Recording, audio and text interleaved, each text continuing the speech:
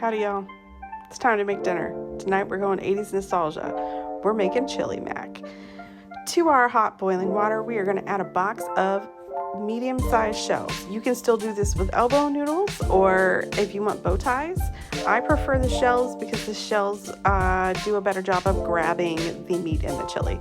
To a separate pan, we are going to add 2 tablespoons of butter and melt it, and then add 2 cups of milk of your choice.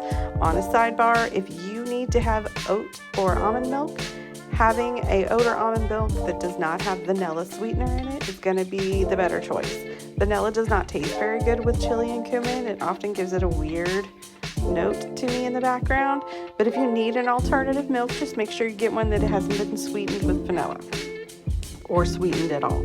Once your milk and your butter have incorporated and your milk starts to steam, we are going to pull out 6 ounces of Velveeta, or the generic version of Velveeta, whichever you want. We want some processed cheese, some government cheese.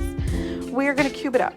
I find it melts better when it's cubed, and you really want either the Velveeta or the Velveeta substitute because it is salty, which you need because there is a whole box of pasta in here and quite a bit of milk and cheese, and the cheese I'm choosing tonight is not very salty, but also because when Velveeta sits, even after it's melted, it thickens up really well, and it is our thickener. Once your Velveeta has melted, we are going to add 2 cups of shredded cheese of your choice. Tonight I am using shredded cheddar, and like I said, I want that Velveeta because cheddar doesn't have a lot of salt in it, and neither does my chili. I don't think chili needs to be super salty. Once you've got all your cheese melted, you're going to add your cooked box of pasta. And again, I'm using elbow noodles, but you can also use bucatini on here. I've done that before. You can, I'm using shells, not bucatini, or not elbows, but you can use elbows if that's what you want. It's all good. But tonight I'm using a quart jar, the last quart jar of chili that I made at the end of last year. This stuff's awesome. It has beans and corn in it, and I'll have to do a video of me making a new batch of this. But if you don't have canned chili at home and you still want to make this and have your little 25-minute meal, when you're at the grocery store, you're going to buy yourself a can of Hormel chili. If you want to break this in half and not use a whole box of pasta and you only want to use half, get a small can.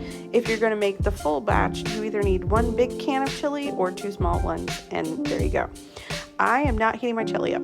I don't have to. My pasta sauce our cheese sauce is very warm. We're going to mix this in really well. And again, I like the shells because they get pieces of chili and corn and beans mixed into the little hole, and it grabs them, and it's great. And I'm just going to mix this in really well. Once it's incorporated well, I'll let it cook for about 5 minutes, and then I'm going to turn the heat off and I'm going to let it sit for another 5 so that Velveeta can cool down and thicken it up. And when I tell you guys that this nostalgia just makes me feel like home and comfort, it's the bomb. I'm going to put a little sour cream, a little extra shredded cheese on there, and this is going to be my happy night. And there we go. And it took me 25 minutes. Dinner was awesome. Here's your shot.